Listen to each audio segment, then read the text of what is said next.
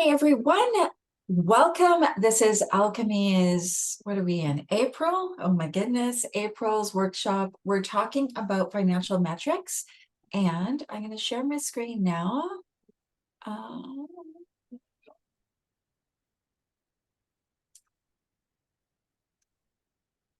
so we can go through this nicely. Okay. So today, as I said, we're talking about the top financial metrics that you should know as a business owner, and as part of good cash flow management. So before we jump into that, I just want to go through the concept of cash flow, because sometimes this can be a bit of a intangible thing, words that kind of people throw around and assume that everybody knows what I'm referring to, and that's not always the case. So as we know, cash is an essential resource in your business, right? We want good cash flow coming in, and we want good cash going out. It helps you, perform the services and sell the products that you provide. And I call it the lifeblood of your business, because often over the years, I've seen really successful businesses with cash flow problems, which in a couple of cases has seen them gone out of business. So I really feel like if we're looking at our business as let's say as a person, it is the blood that is flowing through your body kind of thing. Now, there's times for sure when you have lots of cash in your business. Maybe you've made a big sale, you've got a big contract, and you've taken a big deposit. There might be other times when we do not have a lot of cash in our business. Maybe we've made a big purchase in the business, we've done a big investment, or we might be having a lot of money sitting in our accounts receivable. So as I said, even profitable businesses, fast growing businesses, businesses with great revenue generating activities going on, can face serious cash flow problems. And often that's fixable. But if you've had this problem in your business, you'll know how painful it is. And it is surprisingly common, like surprisingly, for profitable companies on like very viable businesses to go out of business because they ran out of cash and they didn't have other options available to them. So cash flow is different from revenue, and it's different from profit. So we're going to dive into that next. So cash flow refers to the money you collect and use to purchase inventory or pay your bills, right? Pay your people, pay your overhead, all of that. It is the money that comes in and goes out of the business, right? It's moving at all times. Cash flow is not something that is static. It's always moving.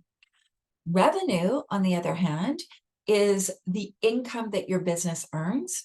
Revenue is recorded when you invoice your customer, or if you're a product-based business, when they buy that product. But as I said, earning high revenues does not mean you have enough cash to pay your bills. You could still be waiting for money to come in for the sales that you've made.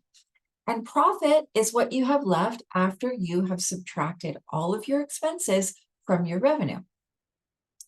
If your business is not consistently profitable, better cash flow management is vital. Okay, so if you have a business model where some revenue streams are way more profitable than others, that's an important metric to have your eyes on. What are you selling and how profitable is that? But when you have different profit levels for different businesses, it's even more important to have good cash flow management. So when we talk about cash flow, right, it's the money coming in and going out of your business over a certain period of time. Usually people measure it on a monthly basis or a quarterly basis. I encourage clients to measure it on a weekly basis. And it looks at the amount of money you have coming in and the amount of money you have going out in that time period. So it's a good idea to measure monthly cash flow and forecast it out on a monthly basis because you get some like a higher view, like a 10,000-foot view, and then you can dial that into a weekly basis. So cash inflow is the money that's coming into your business. This is revenue. So this is sales that you're making. It could be your accounts receivable. So you've already made the sale and you're collecting money at a later date. But it could also be lending or owner investment or outside investment. Cash outflow is the money that is leaving your business. This is paying your bills, it's paying your taxes, it's paying your team. It's all of that money that's leaving and going out. It also includes things that don't hit your P&L, like debt payments, so your loan payments, capital lease payments, owner's draws or distributions. So the three key elements of your cash flow is your accounts receivable. This is money that customers owe you for goods and services that they've already received, but they have not paid for. Your accounts payable, which is money that you owe to your suppliers for goods and services that you have received, but you have not paid for. And of course, our cost of goods sold. So cost of goods sold includes raw materials, might include inventory, right? Or finished goods that are purchased from suppliers and then sold to your customers to generate revenue. It also includes the cost of people who actually deliver on those services. So this isn't overhead wages. This is what I call fulfillment wages. So if you have team members who are actually fulfilling services, their payroll should be in your cost of goods sold. So let's dive into understanding cash flow, managing our cash flow, tracking and improving our cash flow. So in regards to managing your cash flow, the first thing is to understand it, right? Understand the money that's flowing in and out over that specific period of time. Good cash flow requires that you understand how cash moves through your business. So it's really taking an in-depth look at your accounts receivable, right? At the terms that you're giving your supply or your customers. It's looking at, if you don't have customers on terms, it's looking at your payment plan information. It could be looking at your peak sales periods, like maybe certain days or weeks of the month or times of the year when people purchase more of your product or services. It's also tracking your cash flow. So I mentioned briefly about forecasting, right? You can forecast cash flow, which will help you basically plan for your marketing, plan for your inventory purchases, plan for your investments in your business, and plan for adding team members. A forecast tool will help you plan and build cash reserves so that you can handle emergencies. And regularly updating your forecast, like every month, will really help you anticipate potential problems and act quickly. Because if we see a problem coming, we can create solutions, like maybe a revenue generating action plan, or it might be securing a line of credit or a loan or additional credit facilities. And then the third thing is improving your cash flow. So when you understand where your money is, how it's coming in and where it's going out, right? We can easily identify if you have a problem with your money being stuck somewhere, meaning that it's not flowing in or out. So one of the key features of this part of improving your cash flow is getting money into your bank account faster. So this can, there's a lot of different ways you can do this. It can look a lot of different ways. We can look at ways to get clients to pay sooner. We can look at ways to ensure that, your clients or, like your big accounts have the information that they need so they can pay the bill. And we can look at ways that we can accept payments so that they move into your account a lot faster. So let's dive into improving your cash flow, because I want to tell you a little bit of a story, right? So as I said, so many companies get into cash flow crunches because of their finance department. Now, you might think that this is crazy, right? And I know a lot of people that I work with are like, yeah, but I've got a bookkeeper, or I've got a finance team, or I've got an accountant, right?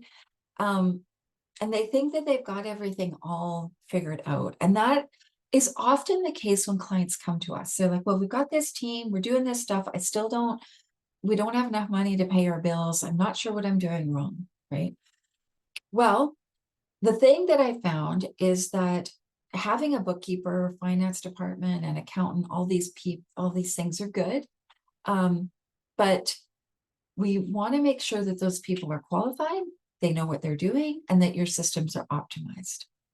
So I want to tell you about a client we had a couple of years ago. Her name is Jane, and we provided some fractional CFO services for her. So she had an internal finance department. She had a bookkeeper, she had an accounts payable clerk, accounts receivable clerk, and she had somebody that she called a fractional CFO.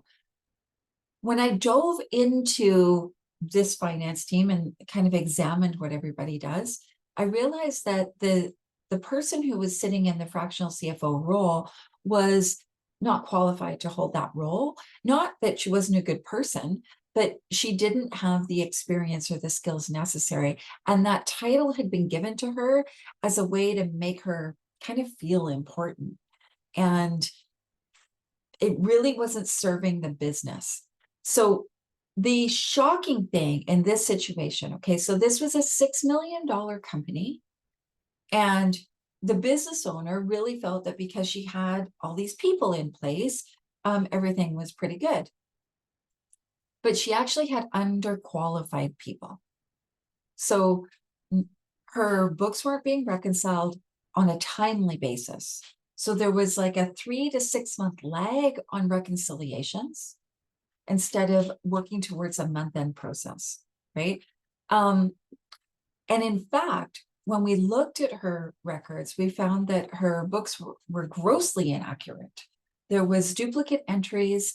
There was a lot of things in there that were resolved once the books were reconciled. But when you're going back 3 or 6 months, you now have to try to remember what was going on.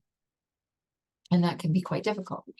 So the important thing to remember here, and the reason I'm telling you this, is that Jane was doing what she thought was right. And there's nothing wrong with that, right?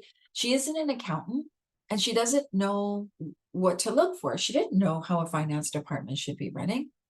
The people that she hired felt they were qualified, and maybe they were qualified when the business was sitting at like $1 million. But as the business grew, she needed more expertise and more advisory role. Everybody was doing their best. Nobody was doing anything wrong on purpose. But by getting the books reconciled, moving the team into a solid month-end process where everything is done by the 5th of the month. Now, that was a really short timeline, but that's what was needed in this case because we had to fix some things pretty fast. By doing these things, getting everybody in the right seat, doing the right thing so that they knew what they were supposed to be doing, we were able to recover over $250,000 in uncollected revenue and overpaid taxes. That was a huge win for the business and for Alchemy. And all it required was really an in-depth analysis of the finance team and suggestions and recommendations and implementation of strategies. So this can be done. We do it all the time, and it can really significantly improve, your cash flow and the profitability of your business. So let's dive into the cash conversion cycle because the cash conversion cycle can be confusing for people. And so I want to make sure that I'm really clear on this. And if you've got questions, you can put them in the chat and we can go to them after. So the cash conversion cycle measures how fast your company converts its cash like the cash on hand into inventory and then converts that inventory back into cash. Now, if you don't have inventory, that might mean supplies, it might mean people, but basically it's that circle between your cash on hand going into the fulfillment of the service or the purchase of the inventory to then turn back into cash like sales, which comes back to cash in your business. So figuring out how long this cycle takes allows you to understand how many days your company's cash will be tied up, right? How many days it's tied up, making it unavailable to use in the business. Now, the shorter the conversion cycle, the better, right? The shorter that cycle means that the cash is moving faster through your business. It means that you're converting your inventory or your services into cash right away, like into money in the bank from your clients. So want to shorten up that cycle. The faster you sell the inventory, the faster you deliver your services, the lower the average days your inventory or services are. And so then if you're an inventory-based business, product-based business, you're not over ordering. And if you're in a service-based business, you are not running into problems where you can't make payroll. The quicker you collect your accounts receivable, the lower your average days receivable is, and the sooner you have access to this cash. So the longer your average days payable, that's to your suppliers, the more your suppliers are helping you finance your business, which is helpful, but we don't want to push them too hard because then they get kind of grumpy.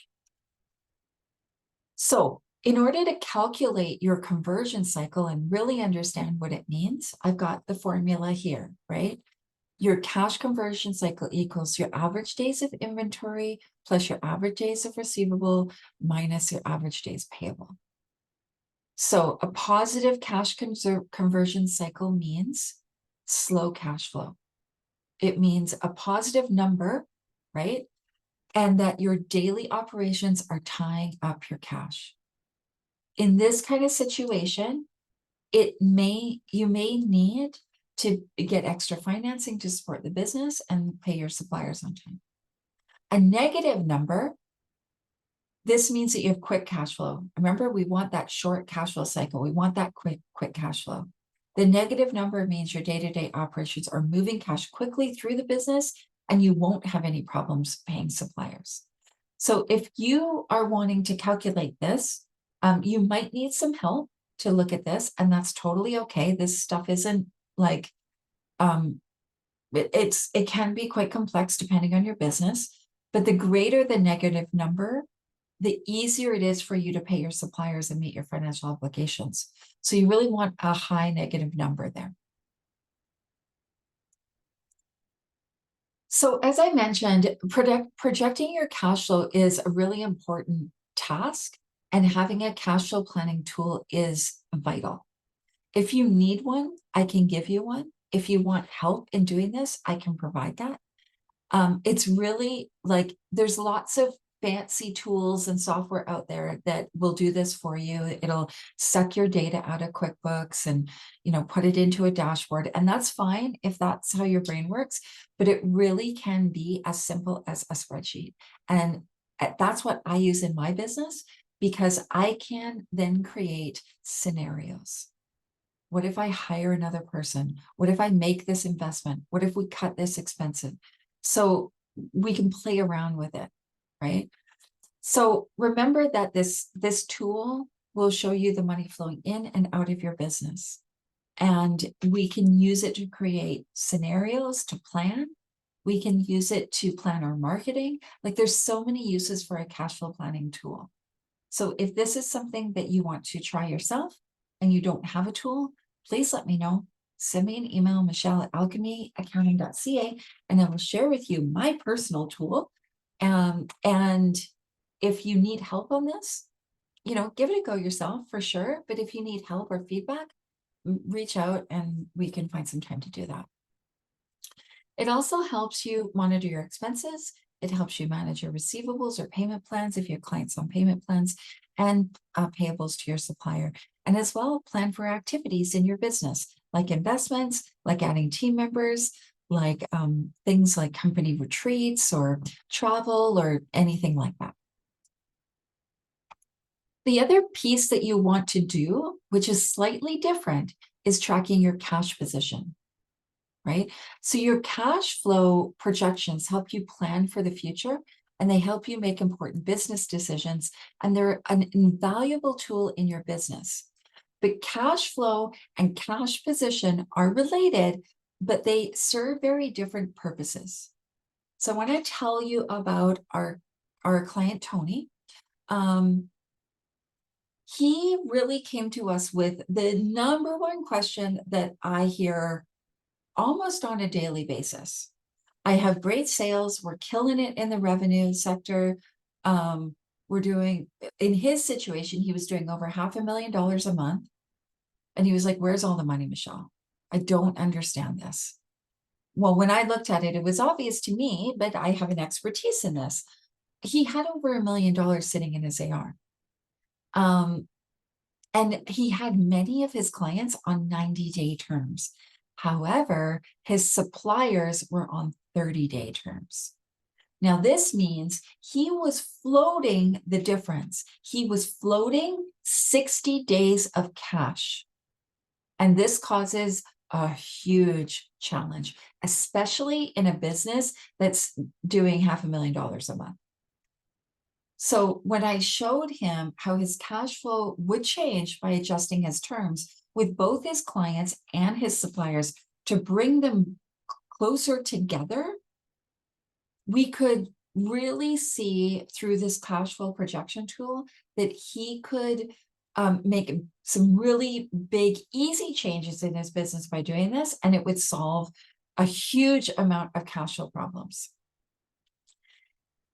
What he ended up doing was negotiating longer terms with suppliers, so 45 or 60-day terms, and he changed his contracts immediately. So his customers moved to 30-day terms. Now he had to negotiate with his existing customers, and he dropped them down to 60 and then 45, and eventually over about 6 months got them down to 30-day terms.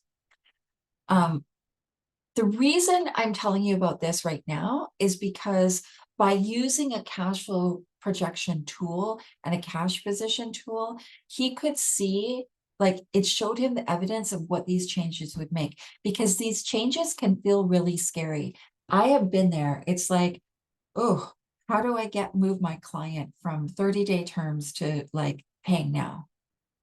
And it feels kind of scary to have that conversation. What if that client decides to leave? Well, when you see the evidence of what those changes will make, you suddenly understand the importance of it, and it becomes a non-negotiable. In Tony's situation, it was a lifesaver to his business. He would have gone out of business because he just didn't have the money to float that 60 days. So again, right, understanding your cash position. Remember that cash flow, like same kind of outline, right? We want to understand our cash flow. We want to track our cash flow. We want to improve our cash flow. Managing our cash position, we're going to look at the same kind of things, understanding our cash position. So the cash position is the money that you have in the bank on a given date, as well as what you owe on that same date. So it's a moment in time. Good cash flow management requires that you understand where your business is at in its cash position on a regular basis, at least weekly. Now, if you're in a cash flow crunch, you'll want to do this a couple of times a week because you need to solve this cash position problem. We also want to track our cash position. So we can calculate our cash position every week, at least on Mondays, so that you are informed as to what your business's cash requirements are for that week. Creating a dashboard is a very useful tool to help you record and track your cash position. Regularly updating that dashboard is a really key piece, because if you're doing it every Monday and you're also looking at the next week coming, you will be able to anticipate potential problems and act quickly. Now, to improve your cash position, we want to make sure we have a clear understanding of it. We are looking ahead a week, and we can use this tool to act proactively so that we don't run into a cash flow crunch. This helps us manage our cash way better and becomes quite easy. It doesn't mean that you'll always have the cash to pay the bills, but you can take proactive steps, right? So if I see that I don't have enough cash this week to pay a bill, I can reach out to that supplier and say, hey, I totally get that my payment is due this week. I'm going to need to pay that next Monday, right? It also monitors your credit position, right? So you will be able to see how much credit you have available to you on any given week, right? And then you can juggle your payments. So the easiest way to keep track of your cash position is by using a financial dashboard. Again, I use a spreadsheet. Now, there are tools for this, and you can use some of the data in your QuickBooks, but a spreadsheet that shows your cash balances and your debt balances every single Monday is the place to start, right? This is a tool to manage the cash that you have. It also looks at what cash is coming in this week, right? So it's related to your cash flow projections, your forecast, but it really is managing what you have right now and what is coming in this week, and what needs to go out this week. Your ability to improve your cash flow depends on your ability to create and utilize a financial dashboard. Okay, it's a key metric for your business, and if you don't have this, you need this. This is a game changer. If you want support in getting this set up, I'm happy to do that with you. So I want to go back to Tony, right? Because he figured out his biggest cash flow problem and he took steps to fix it, right? And like I said, it took about 6 months to make this change completely. And during that time, his cash position had to be managed very precisely and proactively. Otherwise, he was going to go out of business, because the fact is he didn't have enough money to pay his bills. So by monitoring the cash and the debt position of the company accounts on a weekly basis, and in fact, in the first 2 or 3 months, we did it 2 times a week, right? We did it on Mondays and Thursdays. We were able to meet the requirements and to negotiate extensions that could fill the gaps.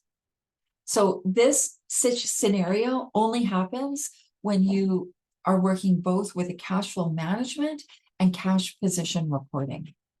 And this is kind of like a little bit of a rescue scenario, right? Like he knew he had a big problem and we had to dive in pretty quickly to do this. You may or may not be in a big problem. And you might not need to jump in and do as, kind of big steps as Tony did, but this will change your life. Like this is a game changer. So let's talk about quarterly financial planning, because this is the next step that is really key, right? Every quarter. Now, a lot of people do this annually, and I'm totally for doing an annual strategic plan, which brings into financials, but that also needs to be planned and monitored on a quarterly basis, because we can't just set the goal up at the beginning of the year or the end of the previous fiscal year and then never measure it, never look at it, never adjust it, right? Every quarter, we want to review our business strategy, right? What's our strategy for revenue? What's our strategy for cost savings, right? Like what's our strategy for profitability, and identify our expenses. So here's some really great questions. And don't forget, you'll get a PDF of this. So if you didn't get to write all this down, no problem. Do I need to hire more staff, right? So if you're planning on growth, scaling, expansion, you will need more people or inventory. It's just as simple as that. Unless your people are like way under resourced, right? Most of the time people are, your staff are probably operating at a 60 to 90% capacity, right? So do you need to hire more staff? Do you need more equipment? Do you need less equipment? Have you made efficiencies? Do you have redundancies? You need to let staff go. Do you need to expand your premises? Do you need more office space? We had a therapy practice last year who, by doing this work with me personally, because she's been a long time client, we realized that her premises were at capacity. And if she was really going to grow the business the way she wanted, even though during COVID, some of her services moved online, she needed to expand her premises. And so by projecting out the cash flow, we could see that easily in that first year, she expanded her premises, she could be probably sitting at about $2 million in revenue and be able to afford the $300,000 it was going to cost to build out a new office space. Do you need other resources, right? Are there tools you need? Are there people you need? Is there some kind of overhead that you need? How will you plan? How will your plan affect your cash flow, right? Like forecasting that out, running scenarios. And will you need financing? And if so, how much, right? Financing can look like owner investment. It can look like lines of credit. It can look like loans and other funding, grants, those kind of things. So once you have a clear view of your situation, you create your cash flow forecast to see if you have enough cash available to implement your strategy. And if you don't, then you need to find ways to improve your cash flow. Okay. First one, get paid faster, right? It's like your number one way to improve your cash flow, get paid faster. So your business can get into a situation where your sales have grown, but your bank account hasn't, right? There's a lot of reasons for that, right? So here's some things that you can do, 4 steps that you can do to get cash in your bank faster. Make sure that your clients have their invoices. Make sure that you have the right payment for the, or the right person, the contact details for the invoice, right? If they have a finance department or a accounts payable clerk, or, just make sure it's going to the right person who can pay the bill. Send it immediately. If you've got a client on terms, you want to send this immediately. If you're closing sales, you want to send it immediately. You want to set up the payment plan immediately, whatever your business model operates on, right? This is a priority activity. You might want to think about implementing software that helps you do this and process payments automatically, right? So you guys are mostly clients of mine. You get an engagement letter. That engagement letter, when you sign it, it asks for your credit card details and it processes the initial payment right away. That money is in my account within 3 days. And that means that we're not starting work until we've got the payment, right? We're not delivering services for free. You'll want to have a reminder system. So if you have clients on terms, how many times do they get reminded? When do they get reminded? In what format do they get reminded? How will you contact people who are late in paying, whose payment doesn't process if they're on auto pay?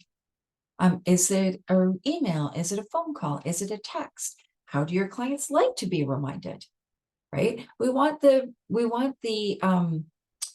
I encourage people to customize this to make sure that the experience is good for their client.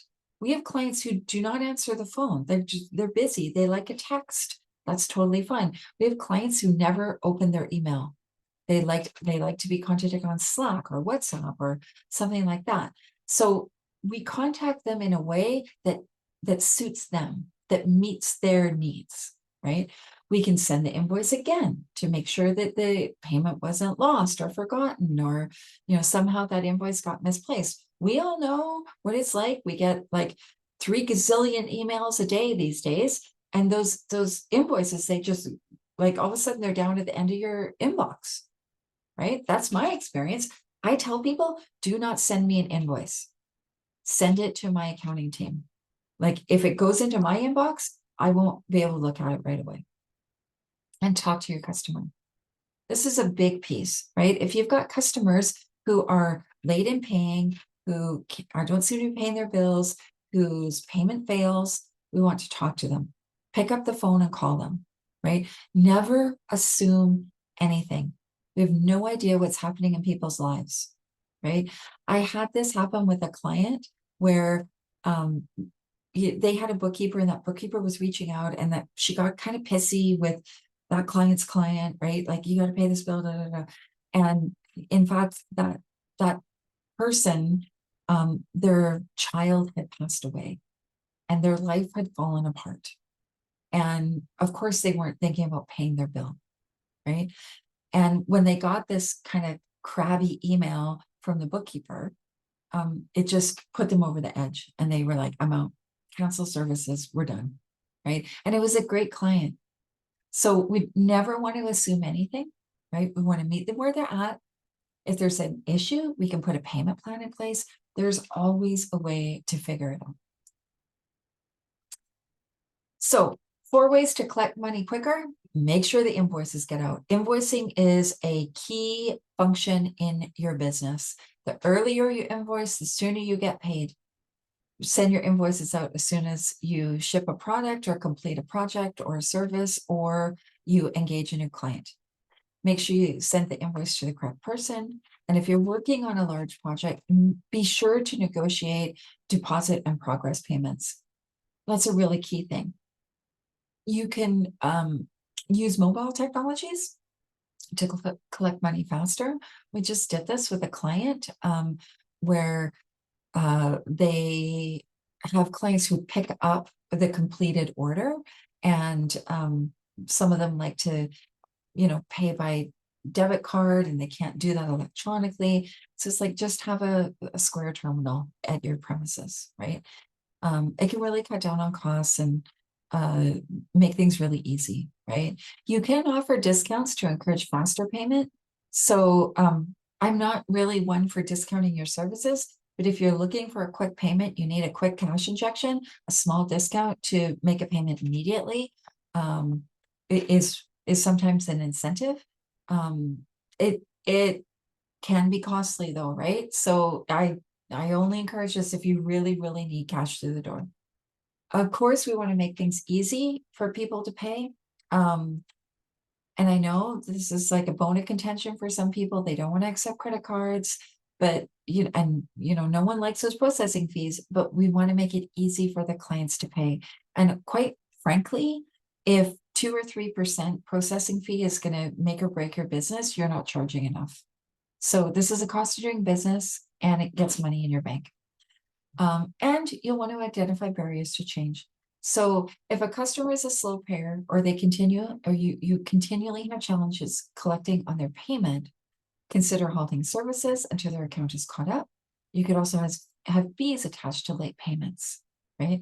So, what is that barrier to making that change? I hope this was useful. Got through this pretty good in a timely way.